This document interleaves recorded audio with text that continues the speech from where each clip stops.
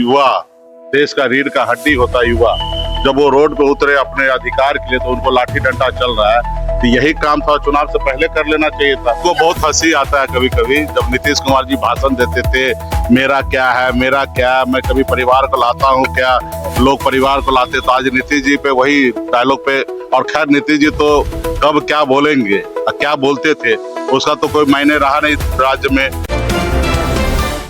नमस्कार, सहरसा 9 देख रहे हैं आप और मैं हूं आपके साथ सरफराज आलम। देखिए, बिहार की राजनीति हमेशा से गरमाया हुआ रहता है, बयानबाजियों का जो सिलसिला है वो तेज रहती है। देखिए, विकासशील इंसान पार्टी के प्रमुख मुकेश सहनी एक बार फिर बड़ा बयान दे दिए हैं। वो बयान देखिए निर्वाचन आयोग पर दिए हैं, सवाल खड़े किए हैं। साथ ही साथ बिहार के पूर्व मुख्यमंत्री नीतीश कुमार को लेकर भी बड़ा बयान उन्होंने दिया है। देखिए, परिवारवाद को लेकर बिहार में अक्सर चर्चाएं चलती रहती है।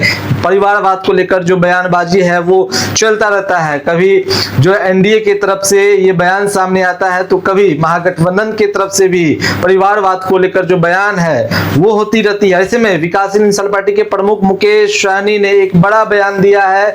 वो बयान निर्वाचन आयोग, देश के प्रधानमंत्री और बिहार के पूर्व मुख्यमंत्री नीतीश कुमार को लेकर दिया। क्या बयान दिए हैं वो हम आपको बताएंगे। पटना में उन्होंने आज ये बयान दिया है। मुकेश सहनी ने निर्वाचन आयोग और बिहार की राजनीति को लेकर केंद्र एवं राज्य सरकार पर जमकर निशाना साधा है। उन्होंने मुख्यमंत्री नीतीश कुमार को लेकर प्रधानमंत्री पर तीखा हमला बोलते हुए कई सवाल खड़े किए हैं। मुकेश सहनी ने कहा कि पहले हिटलर देश पर कब्जा करते थे, अब प्रधानमंत्री देश पर कब्जा कर रहे हैं। उन्होंने निर्वाचन आयोग की निष्पक्षता पर भी सवाल उठाते हुए कहा कि यह चुनाव आयोग नहीं बल्कि बीजेपी का आयोग बन गया है। सहनी ने आरोप लगाया कि चुनाव आयोग बीजेपी के पक्ष में फील्डिंग सेट करती है, फील्डिंग सेट करने का जो काम है वो करती है और जो महागठबंधन तथा इंडिया गठबंधन के वोटों को प्रभावित किया जा रहा है। उन्होंने कहा है कि बिहार सहित पूरे देश में इस तरह की राजनीति देखने को मिल रही है। देखिए, मुकेश सहनी क्या कुछ कह रहे हैं इस पूरे मामले को लेकर, क्या कुछ बयान दे रहे हैं। पहले आप मुकेश सहनी के उन बातों को सुनिए। क्योंकि बीजेपी से जो लोग दूर है,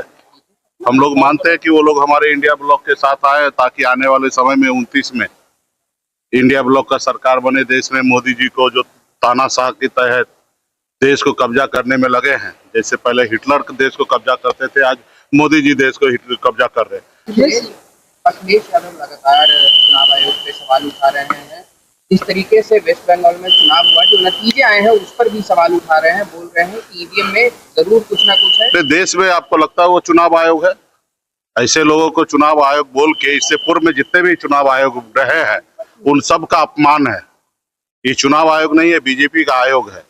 अगर इनको, अगर ज्ञानेश्वर को अगर आप चुनाव आयोग कह रहे हैं तो पूर्व के जितने भी चुनाव आयोग के बड़े बड़े पदाधिकारी थे, अफसर जो देश में लोकतंत्र लाने के लिए हमेशा उन्होंने मेहनत किया, उनका अपमान है, उनका घोर अपमान है। ऐसे जगह पे ये बीजेपी के आदमी है और ये तानाशाही करके देश में बीजेपी के लिए फील्डिंग सेट करते हैं, बीजेपी के लिए चुनाव जितवाते हैं, महागठबंधन इंडिया ब्लॉक के लोगों को वोट कटवाते हैं, काटते हैं। तो ये आप देख रहे हैं कि बिहार से लेकर और पूरे देश में इस तरीके से काम कर रहे हैं। सिर्फ बीजेपी कैसे चुनाव जीते उसके ऊपर वो काम करे। चुनाव आयोग नहीं है, वो बीजेपी का आयोग है। अब वही बताइए ना कि जो चुनाव के समय में 1 करोड़ नौकरी देने की बात करे, जो सरकार समय पर तो एग्जाम ना करा पाए, और जब युवा देश का रीढ़ का हड्डी होता है, युवा जब वो रोड पे उतरे अपने अधिकार के लिए तो उनको लाठी डंडा चल रहा है। तो यही काम था चुनाव से पहले कर लेना चाहिए था। लेकिन यही युवा से मुझे पूरा विश्वास है, भरोसा है, यही युवा जो है इनको बिहार से उखाड़ फेंकेंगे, देश से उखाड़ के फेंकेंगे। हमको बहुत हंसी आता है कभी कभी जब नीतीश कुमार जी भाषण देते थे, मेरा क्या है, मेरा क्या, मैं कभी परिवार को लाता हूँ क्या, लोग परिवार को लाते। तो आज नीतीश जी पे वही डायलॉग पे, और खैर नीतीश जी तो कब क्या बोलेंगे, क्या बोलते थे उसका तो कोई मायने रहा नहीं राज्य में।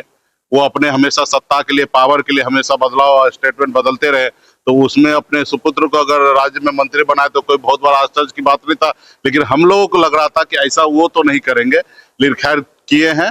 और मुझे लगता है कि जो भी मंत्री बने हैं सभी को हमारी शुभकामना है, लेकिन किसी में कोई योग्य नहीं है कि बिहार को अच्छे से चला सके।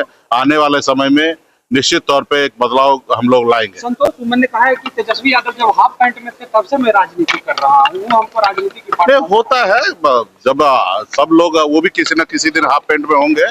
और उनका पिताजी का तो इतिहास है कि किसी के साथ धोखा करने का। मांझी जी क्या किए थे? नीतीश कुमार जी को धोखा ही दिए थे ना।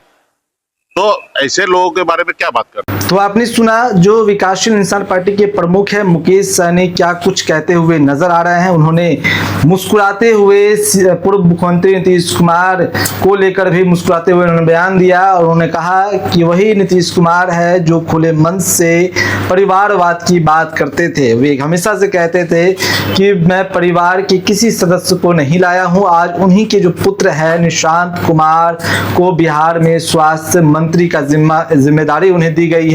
साथ ही साथ मुकेश सहनी ने यह भी कहा कि बिहार में जो भी मंत्री बनाए गए हैं उनमें योग्य नहीं है। बिहार को आगे बढ़ाने के जो योग्य पर भी सवाल मुकेश सहनी ने खड़ा किया है। तो बहरहाल बने रहिए सहरसनाओं के साथ। तमाम छोटी बड़ी अपडेट से आपको रूबरू कराते रहेंगे, चाहे वो राजनीतिक खबरें हो चाहे अन्य समस्या की खबरें हो, वो तमाम खबरों से अवगत कराएंगे। और अगर आपने हमारे यूट्यूब चैनल को अब तक सब्सक्राइब नहीं किया तो जल्द सब्सक्राइब कर लीजिए। फेसबुक पेज के माध्यम से देखना है तो फेसबुक पेज को भी लाइक शेयर कर दिए। धन्यवाद।